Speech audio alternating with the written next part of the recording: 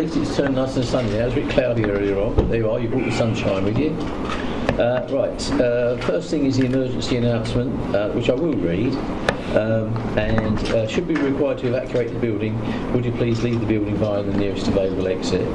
There is one fire exit in this room. If you need to evacuate the room, do so by the glass door to the external fire escape staircase. Please hold both handrails in case the stairs are wet or slippery. If anyone is unable to use the stairs, would they please allow others to exit the room before they go to the fire escape door, where they can then be given assistance. Our assembly point will be in the public car park at the side of the Civic Suite.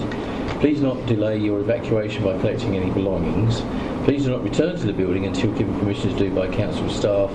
And can I please remind you to switch off your mobile phones or turn them on to silent. Thank you very much. That's it. And those that don't will be fined. Not go to charity. Apologies for absence. Have we got any apologies? No. No? Full class? Right. Non-members attending, I don't think there are any, no. Minutes of the meeting held on the 6th of June. Is it your wish I sign them as a true record? Yes. Agreed. Thank you. Anything arising from those minutes not covered elsewhere in the agenda? No? Any declarations of interest, please? If any should arise during the meeting, please declare them, and then we'll obviously make sure they're noted. Item 5, matters referred to the executive and reports from other committees. There are none. So if we go straight into item 6, which is advice services contract. Right, here we are. Right, so who's following this one through, please? I'm happy to. Thank you. If you'd like to. Thank you. Thank you, members. I hope you've had a chance to read through this report, which I commend to you. Just at the outside, I'd like to recognise the work that Sue Murray and the team have carried out in delivering a valuable and important service for Rochester District. And I'd also like to note the excellent work of Andrew Lowy in the ongoing monitoring and support of our CAB.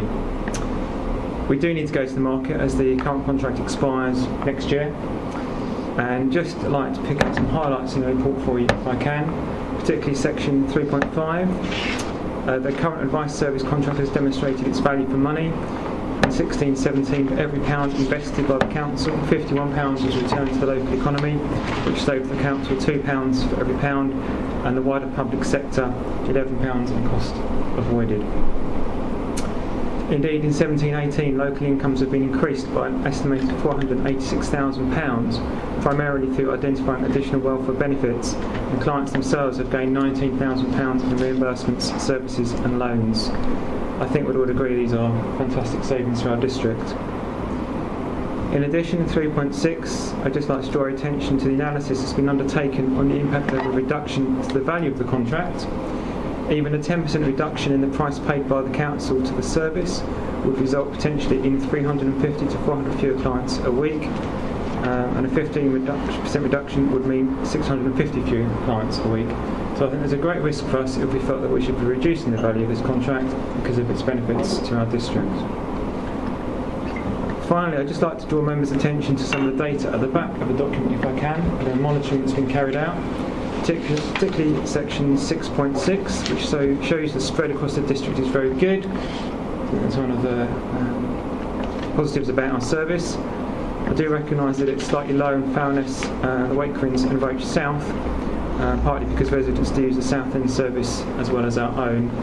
Incidentally, we do have a reciprocal arrangement with South End to enable residents to access other local citizens' advice services. The public sees citizens' advice as one organisation and do not really notice boundaries that we often put in place. Finally, I'd just like to draw your attention to 6.7 that shows a range of issues that the CAB has responded to. Although benefits and tax credits are the highest, I suspect with the rollout of universal credit on the horizon, I'd expect the numbers with queries in that section to increase over the next quarter. So in order to provide sustainability for our service, it's been suggested that the contract be 2 years with an additional 1 year on top of that, or the option for that, rather than just a 12-month contract because of the security that this will offer to the CAB. So I commend this report to members. Okay, thank you. This is a decision that will go on to full council, so for us it's a recommendation. Any questions, please, members? Yes, please. Mike, under the benefits and tax credits, Those figures, is there anticipated to be more of an increase, or has that peaked, or? Let me just put up the actual report. On the report 6.7. Yeah.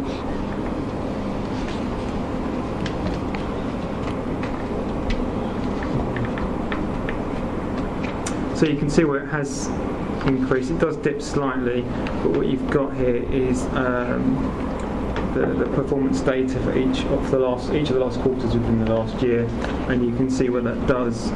It has increased slightly. So we've had 714 inquiries from January to March,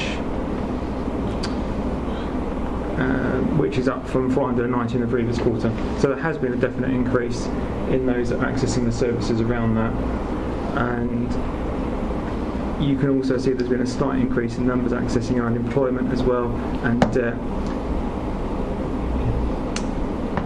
So yeah, the figures actually, if you drill down into the figures, there's a lot of information there because of the way the performance monitoring is carried out, which I think is very effective and a credit to the team. I think we're about to switch a lot of people onto universal credit, and I think that often causes a spike, doesn't it? I believe. I think that's what research has found. Yeah, so if we look at the data so far, the numbers actually asking for information around universal credit is quite low. So for the last quarter it was 31. Yeah. One universal credit is rolled out in this district, which I believe is in the next couple of months. I would expect that to have a huge spike. And actually, if this service wasn't here, those calls would go straight through to the local authority. Okay, and as long as as far as their SLA is concerned, are we happy that they've got the resources they need? I know it's their bandwidth, if you like, but nevertheless, we have an interest in making sure that's right. Yeah, I think the value of the contract is fair. I would certainly be concerned if we were looking to reduce it by any margin. And as the report says, that even a 10% reduction would have a significant impact on its ability to deliver locally. Yes, it would be fantastic if we could see the value increase, but actually I think where we are is acceptable and certainly delivering value for money. Okay, thank you. Are there any other questions? Yes, please, Ian. Yeah, I was just interested in the relationships and family, and that was quite a hike.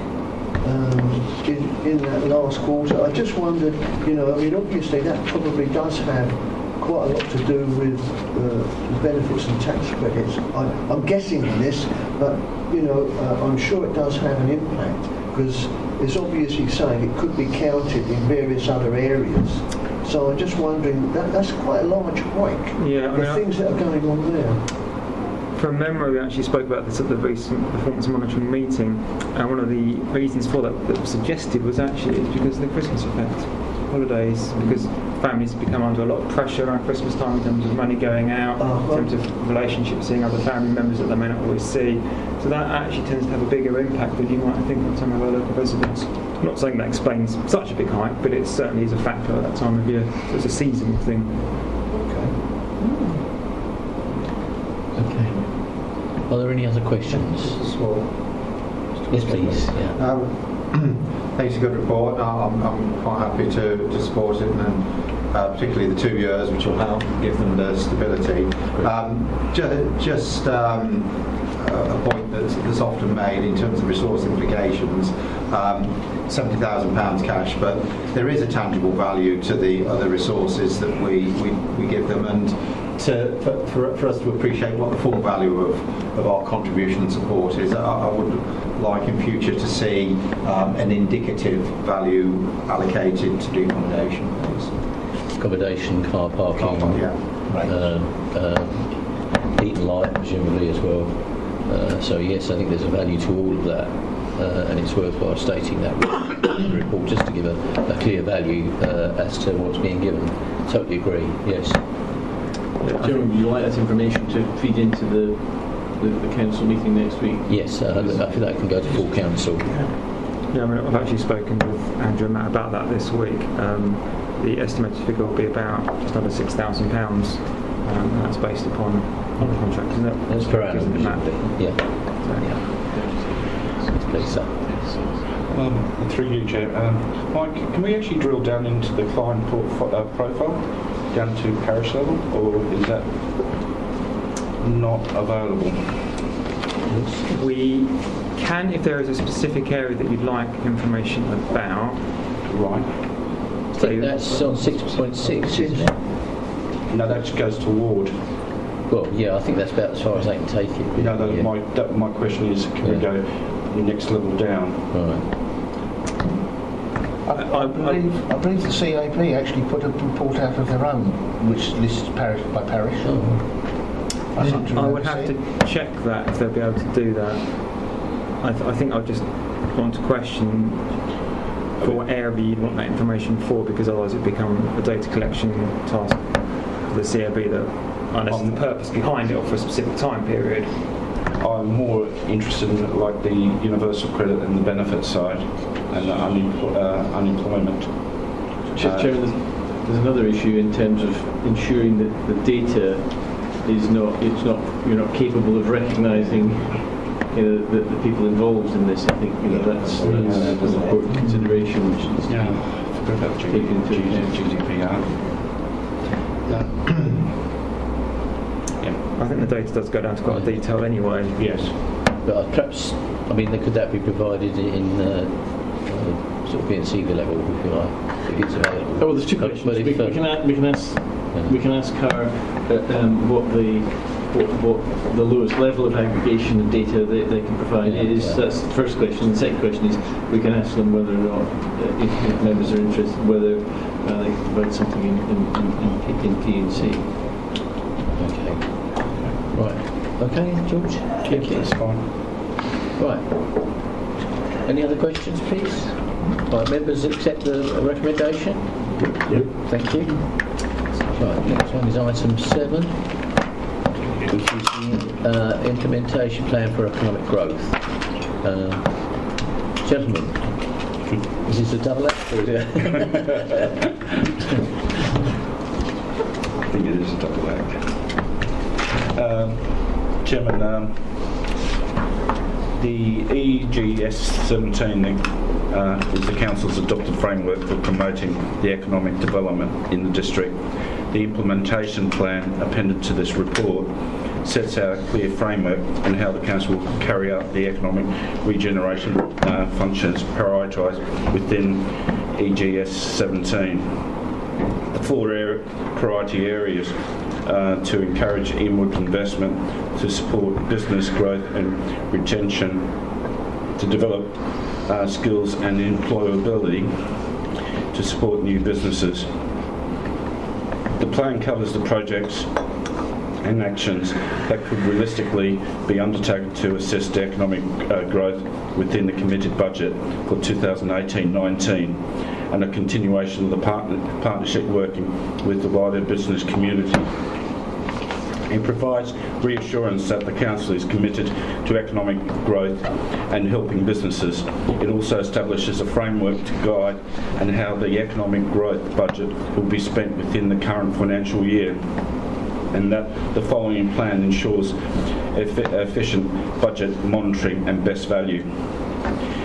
You will notice that earlier this week an addendum was sent out to all members with regards to the key performance indicators. Based off a meeting which we held on Monday with the sub-policy committee, it was suggested or recommended that we put some values against the key performance indicators, which you'll notice that's what's been addressed within the addendum. I won't go through all the 10 points, but I'm more than happy to take any questions.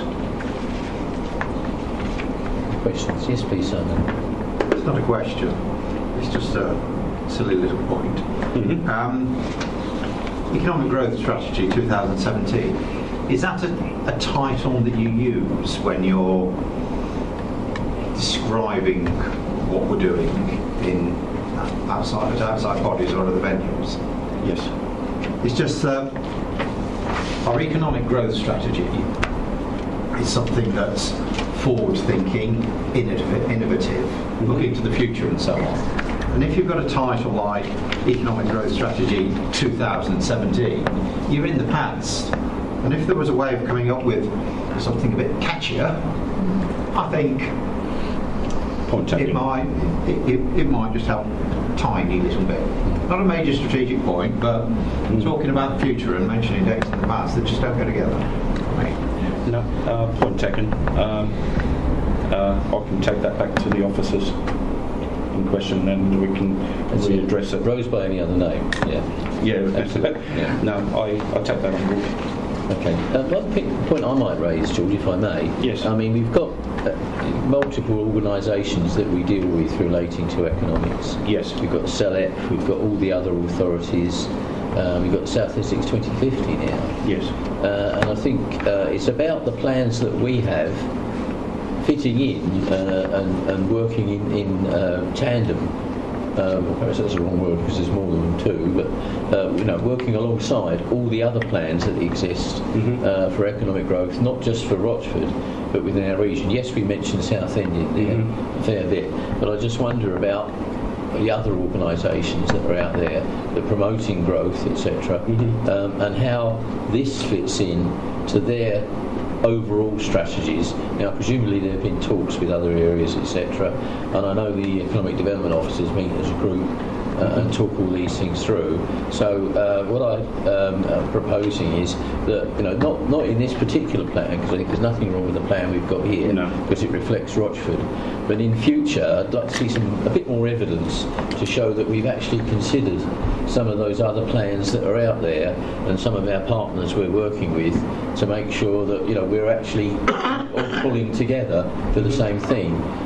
In that way that we can show that to achieve a particular thing within Rochford or in any other place, we can demonstrate that we might need a bit of infrastructure or investment or whatever that would actually take us forward and take, because not all Rochford people work in Rochford, that the public out there doesn't see the boundaries that we see as politicians, of course, and Benfleet's just over there. Yes. And it's interesting when you look at, I read in the paper about a particular place that was closing at Rayleigh. Was it Rayleigh Weir? And of course, the actual place in Rayleigh Weir is not in Rayleigh at all; it's in Benfleet. So I think we don't see those boundaries that others. We see those boundaries that others don't. But having said that, I just think we need to make sure that we give due cognizance to all those other things that are out there. And I think I think by and large, we've concentrated on Rochford quite rightly, but and obviously we've worked with Southend, because we've got our JAP, etc. But I think there's other things that come into the equation as well. With my work with the economic development team, what we've agreed is sometime in October we're going to present to the members training sessions to actually show how we're going to be implementing the plan for economic growth, and hopefully it will cover the points which you've just raised, and we can actually answer some of the questions for the members. So we're aiming for October for the training session. Okay, sorry. Yeah, I was going to say, just pick up on what you were saying with regards to the task force that we're setting up at County on the A127. Incidentally, the catchy name we're working with at the moment is Free the 127. Can't think of anything better. You have to put a toll on it then. As in Free the Birmingham 6, But we will be looking at all the economic strategies right throughout the corridor and taking that on board as part of what we will be doing and presenting to government. Okay, smashing. Sorry, Sean. Could I just a little bit controversial? Can I taking on what Simon's point, I think that it is interesting because the South Essex 2050 work is South Essex 2050, so it's looking well into the future. But I just wonder whether it would be beneficial at this stage to for this to introduce an action that does relate directly to South Essex 2050. The reason being that two of the key work streams that South Essex 2050 are looking at relate to infrastructure and industrial strategy. And I lead the industrial strategy. That's right, Chairman. So, and I just wonder whether we need, because when this was drafted, the South Essex 2050 was a bit of a twinkle in the eye. That's why I'm not criticising it. Yeah, absolutely. I know it's only last year, but we hadn't made the progress that we've made now. And I just wonder whether there should be a hook in this that ties that together, because there's an inevitability that there will be work in putting from the economic development officers across South Essex into South Essex 2050. Yeah, and similarly, as I say, with One South Essex, there are all these groups, and they all need to make sure they're all moving in the same, not working against each other. I think that someone's fundamentally flawed if you're looking into the future in different directions. Exactly. Yeah.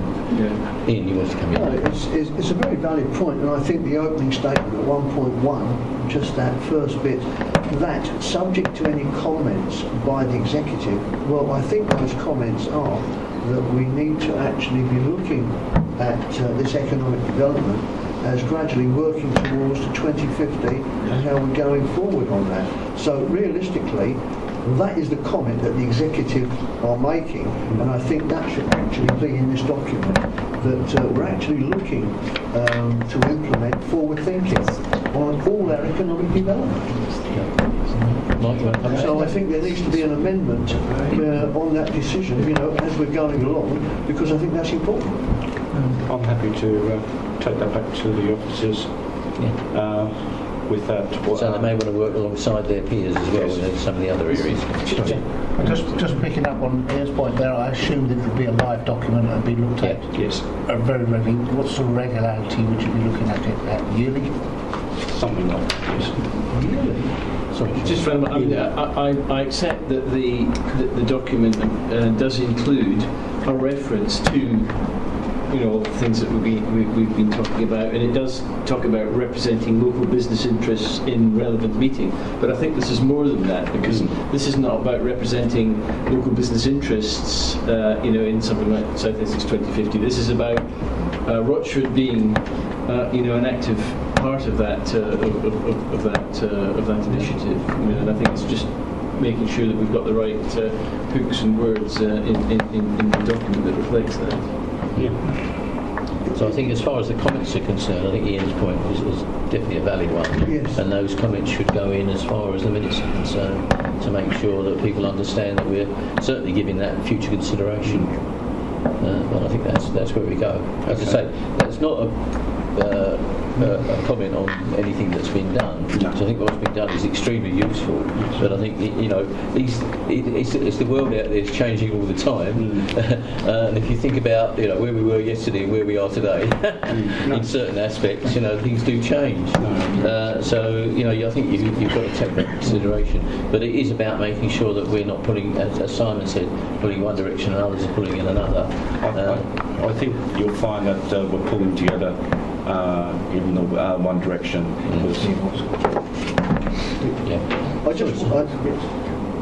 I'll bring him in. Yeah, sorry. Yeah, just very quickly, implementation plan for economic growth from 2017, because the from means that we are going onwards. That's the feeling I would get, rather than static. Because I thought that Simon brought up a good point that 2017 kind of makes it a bit static.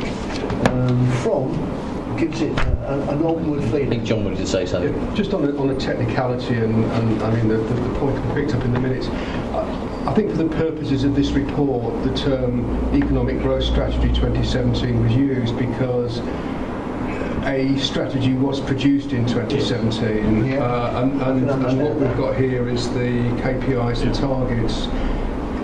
Clearly, it's members' intent that, and the portfolio will, that it gets that maybe gets revisited, but that's why it was named like that.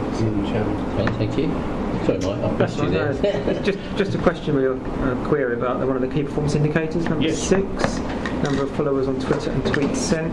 Just feel that maybe could we look at that again and maybe widen it to include social media, or to include Facebook and Instagram rather than just Twitter? It just feels a very loose KPI and doesn't really, for me, it could be a much stronger KPI, including the whole of social media, including Facebook, Instagram, and Twitter. Well, and just number of tweets sent. I'll take that on board. Thank you.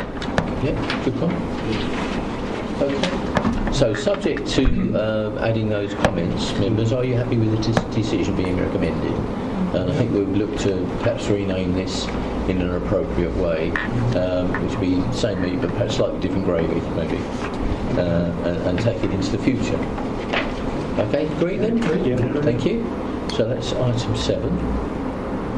So item 8 is contract monitoring. And this is about the report to be noted. Who's taking this one? I'll take that one, Chairman. Yes, please. Members, good evening. I'm joined this evening by Lauren Quigley. Lauren's the Council's procurement officer who actually collated the detailed information in the report. So I'll be directing all the difficult questions to Lauren, so they're coming this evening, Lauren. So in terms of the report itself, it sets out the process and outcomes of contract monitoring for the Council's most significant contracts in terms of value and risk. And it sets out how the need to monitor, evaluate and review our contracts in line with the Council's contract procedure rules. Contract managers throughout the authority are responsible for ensuring they follow a proactive approach to contract monitoring, and we seek to enforce that through training and a toolkit we've produced. In terms of the work, it is vital we continue to evaluate and monitor those contracts, ensure we get best value, monitor those KPIs, but also go further than that, looking at areas such as health and safety, business continuity, and of course opportunities for efficiencies working with our contractors. Members may recall I reported last year on the top 6 in terms of value last year, the top 6 contracts. So this year in this report we've gone a step further. We've actually included an additional 6 contracts identified through applying a risk matrix. So it's not just our top 6 in terms of value, it's some additional contracts looking at their risk as well as value. So the report is hopefully relatively straightforward, and then the appendices, they set out a summary for each of those 12 contracts in total, giving a summary of the work that is done by the individual officers monitoring and responsible for monitoring those contracts. The report is for noting, Chairman, of course happy to take any questions members may have. Okay. It's interesting to note that when you look at the leisure contract over its life, which is I think one of the longest contracts we've ever procured, being over 20 years, the fact that the ownership of the contract, the other side of the ownership of the contract, has actually changed over those years. Yes. So the strength of the contract is very often within the contract itself. Because clearly anybody who comes along, and resupplies to us, if you like, they will look at that contract, and we will rely on that contract to keep delivering that continuity and hopefully reliability of service that we're expecting. So I think one of the strengths I think we've got to consider when we're looking at contract renewal is the contract, the words of the contract itself. So I think it's very important that we, where appropriate, we receive the appropriate advice and assistance in drawing up some of these contracts. Now, do we have any other source or any outside body, Essex, whoever, that can help us when we're actually drawing up some of these contracts? I appreciate there's probably a standard contract for some of them, but I can remember when we did the contract for our IT, that was a joint contract between several councils. I mean, it was a mountain. You couldn't possibly read it all or understand it all at one time. So they're very, very complicated, these things. So I'm just wondering how we sort of go through that process. Sure. No, Chairman, we have support from the Braintree Procurement Hub. So we're signed up to that, have been for a number of years now. So through that we have access to a fully qualified procurement consultant who supports Lauren in the office 2 days a week. So we have some additional support through that. But of course, I think the more detailed contracts, you mentioned IT and others, there'll be further support brought in for those, further professional technical support. I think that would go beyond that level.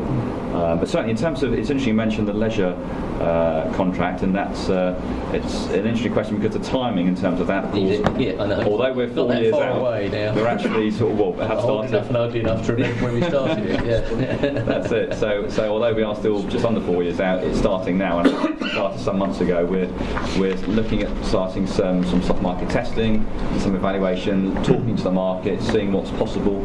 The market, although it's a very strong contract, as the chairman says, the world has moved on. There are some real positives in there, but certainly things have certainly progressed since that was written. So we're looking to just talk to the market, do some soft market testing to see how we can really be really ambitious for those leisure facilities, what they can deliver, and I say we're starting that work now and hope to bring something back to executive later in the year. And the other point, if I may, or points, is that clearly two of the things that we need to look is whether we actually take it back in-house, which could be an option. Not that particular contract, but it might be something we want to look at. Or indeed you create LATCO or LATCOs, or technicals, etc., to take on some of those works as well. So I think that's the new thing that's coming forward now. So you need the appropriate consideration for that. It's not just about going out to the market and putting out a tender. I think there's more to it than that these days. Yeah, no, I agree. We have to consider all options, Chairman, certainly. Yeah, okay. Any other questions, please? Yes, Simon, please. I can ask Lauren a question then, put it on the spot. As you're compiling these reports, what's your course of action if you're starting to see a picture through your KPIs that isn't matching what you're being told or the picture you've been painted by the responsible officers for the contract? So we're saying if the contract's not quite performing as they say it is, we would flag that. We would flag that with LT or the assistant director that's responsible for that area and let them know of concerns over the contract. We very much let the contract managers manage their contracts. We only tend to step in when there are concerns brought to us. So on a day-to-day basis, the contract managers would take advice from their assistant directors on how to deal with any issues. And if they'd come back to us if there's any that they don't think that they can deal with themselves. I suppose what I'm getting at is we've got the reports here and there's lots of green and everyone's smiling. But if it was all red, then and you've been tearing hair out trying to get people to do things, and all of a sudden we've got all this horrible colour in front of us, then I would definitely be expecting meetings with the contractors and the contract managers to discuss why they aren't performing up to the expectation or the level that is stated in the contract. So there will definitely have to be conversations as to why it's not performing. Yes, please. If I can just ask a follow-on question to Lauren. If you suspect that things are not performing, and this is before it comes to us and things are red, would there be an intervention programme to ensure that when it does come to us, they turn to green? so you never knew it was red.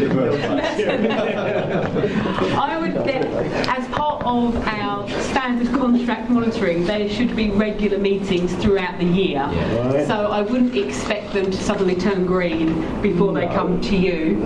I would expect there to be work to ensure that they go green whichever time of the year, not just in time to come to the report for you.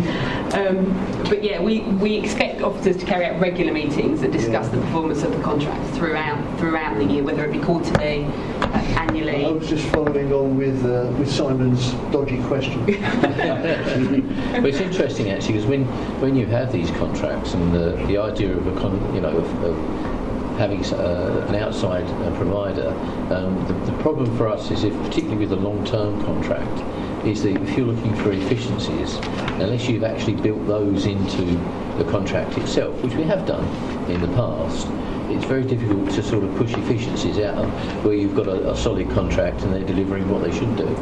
And that you've got to try and drive efficiencies out of that. And I think it's fair to say that most contracts that we have, by the time you get to the end of the contract, it's not the same contract that you had at the beginning of the contract, because obviously negotiations go forward. So you need to have that sort of way of flexibility, if you like, both on our part and theirs. For instance, I think we bought the Freightliners, didn't we, for the Sea to Suez contract, which actually, in the long term, we were looking at the long term, medium to long term, saved us some dosh. But of course, at the beginning of the contract, we would never have considered that because it was all part of it. So, having said that, I think you have to try. Again, it goes back to perhaps the 2050 stuff. It's trying to think ahead. It'd be lovely if we had this crystal ball that we could consult and know what the future held as far as many of these things are concerned. But we don't. The other thing that you don't want, of course, is to go with somebody who's ultimately going to fail. Because I think in the past where we've had somebody provide a contract for us that looked at particularly good value and we've gone for it, but unfortunately the stability of the company itself wasn't very good. And of course we've lost out in the overall terms. So I think you've got to look at. I know that those things are built into the contract now. I know in my banking years we would have said, well, can I see 3 years of accounts, please, just to make sure you're following it through. But I think that's all got to be part of what's going through. I'm probably teaching my grandmother to suck eggs in saying all this, but I think it's worth saying, in as much as I think members need that reassurance. That those things are being done. Yeah, and I think just to add to what Lauren was saying, I think it's about the proactive approach we take. So it's not waiting, it's actually being proactive in terms of contract monitoring meetings, not waiting for something to happen and having that regular contact. And also in terms of the way we actually evaluate contracts is around the principles we set, so that there's some key criteria, not just price, there's the other quality questions we have as well when we evaluate. So we're actually picking up those types of questions as well about how they would deliver the service, what are the other gains as well, the other service delivery, price obviously rated obviously highly, but the other quality questions behind that we ask as well. So yeah, it's interesting how that can be asked and evaluated. So. Did you want to come in, Cheryl? No. No, it's all right. The only other point I wanted to raise, if I may, is that I know that in the past, when I've sat on the committees, and this goes back a bit now, we've had many of the contractors into our review committee to ask them questions, just to have a look at how things are performing. Much the sort of information that we've got here, really. Is that a regular feature now on most of these higher level contracts? In terms of reporting to review, certainly the leisure contract's been to review a couple of times last 2 or 3 years. I'm not sure about any of the others, but I can certainly look into that. Okay, but it might be something that might want to be looked at, because clearly if members have concerns, perhaps that might be the avenue that we take that down. Of course. To just have a look. So I think it's I know contract review used to be when we had overview and scrutiny. I think it was something that we really looked at, bearing in mind that they've actually got an area they might be concerned with, or they might have no concerns at all. So I think it's really down to the chairman and the committee as to what they do with that. But it is something that could be a consideration, particularly if the members see some issues. So it might be a referral. Take that away. Yes, just a final thing. When we are looking to negotiate new contracts, we have to be absolutely clear what we want out of that contract. And I think that's really important. We really do have to understand, what we want out of it before we go into it. Because if we don't, then we're liable to wrong foot ourselves. We really have to be sure what we want. Yeah, no, I agree. I think some of the training that Lauren's delivered is about, and it's actually about making sure the resource and the effort goes in early. There's a graph you actually shows the resource at the front end should be where it's front loaded. We get the specification right, we look at what service we want delivered, and so when we get through that, it actually makes the monitoring a bit easier, and we actually deliver the right service. Otherwise, as you say, you set it up to fail straight away. So certainly, for us, the resource is early on, front loaded, and getting that spec right. I think it's interesting when you look at the recommendation there, the very last line, rules follows recommendations from external audit. So it's not just ourselves that are looking at this.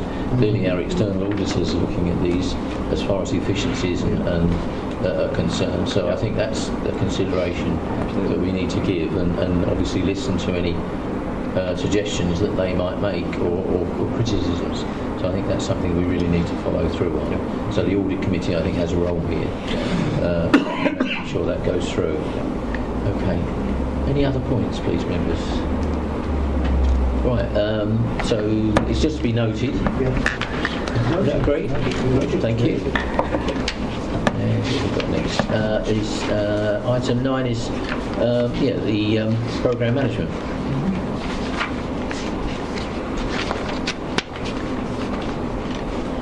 Which I think is yourself, Angela? Yes, thank you, Chair.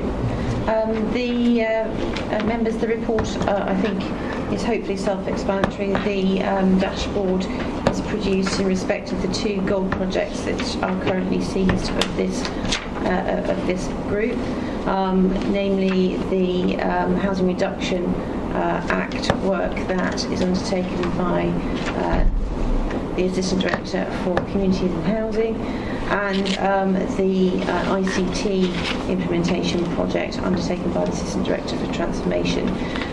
Somewhat irritatingly, and I apologise for this, I've noticed that there are 2 mistakes on the Homelessness Reduction Act dashboard. For some reason, the second milestone is shown as red, which clearly shouldn't be because the date hasn't actually expired, and that's skewed the assessment of risk at the bottom left-hand corner of that document. So that's on 9.6? Yeah? Yes, that's on page 9.6. Yeah. Those are 2 errors there for which I apologise. There you go. That's knocked out that red there. So Yes, yes, because it isn't March 2019 yet, as far as I'm aware. Well, let's hope it's all done by then anyway. Yes, members, yes, please, Simon. In going through the report, I think it's good that all these things have been monitored and judgments taken about where we are and so on. But, so forgive me for saying this, but why do we have to have the quango of calling it a council project programme management office? Why isn't it just part of your job?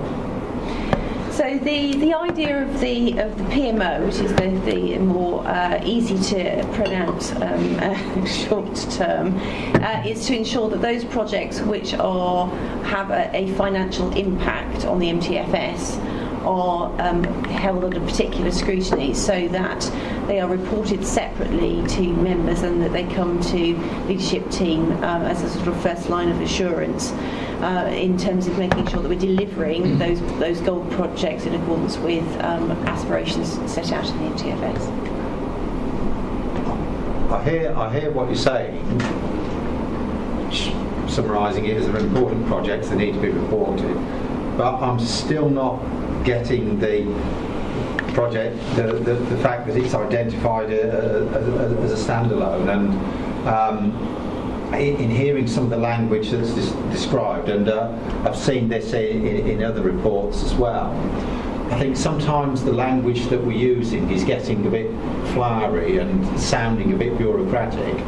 As from a finance point of view, what I'm seeing we need is absolute clarity, absolute direction, absolute drive to deliver financial stability. And I just worry when I see descriptions, words, however worthy they might be, being used that don't have anything really tangible attached to them. I know that the contents of what you've described here, that's tangible, that's important, but it's the packaging that I'm not liking. Okay, I'm not sure I understand that point. Perhaps I'm very happy to take it offline with you if you want to discuss how we present the data. Having spoken with the 151 officer, she's keen that we do keep focus on these key projects so that we are keeping them front and centre. But if that message is being diluted or obscured, then by all means I'm very happy to have that are you conversation. talking about woods for the trees sort of thing? I think yes. Yeah. So it's about simplification. I mean, when I've looked at dashboards in the past, and I can understand both sides of this. You've got one page and you've got various things on it, and the idea is that with the dashboard, anything in the red zone, if you like, a bit like an aircraft cockpit, you need to know which instruments are going to crash the plane. And there's lots of instruments, so it's about exposing the stuff that you need to know. And perhaps it could be simplified a little bit when we look at that sort of thing. Well, there is a level of detail that is one level up from this. Yeah. But I thought you would prefer to have more detail rather than less. But I think as I say, I fall somewhere in the middle with this. Okay. Because I think members need to know the information, but it's picking out the bits they need to know, and that's the trouble. Yeah. And that's what we look to officers to do for us, because we're lay people. Yeah. You know? But that's so Chair, that is the purpose of the accompanying report, that it does pull out out any Which it does, particular yeah. anomalies that you need to be guided on. So, for example, the ICT project, the critical path was re-baselined, and that pulls that out very clearly so that you can understand. And you mentioned the homelessness Yes. as well, yeah. Okay. So I think, as I say, it falls somewhere in the middle. So perhaps, as you say, you can have a word offline and take it through. And Sure. perhaps Very I think refinement is the word I'd use Very here. particular. And it's just perhaps to sort of make it a bit more sort of user-friendly. Okay. Yeah. You know, which I think we've done with other things in the past. You know, try not to overcomplicate stuff. Just to make sure we you know, it does what it's supposed to do, if you like. But other than that, I think it's very, very clear. And as you say, when you were actually looking through the verbal side of it, you know, the actual sort of you know, purpose and outcomes, etc., methods, and you know, I think it's very clear what it's saying on the various headings. Are there any other points anybody wants to raise, please, members?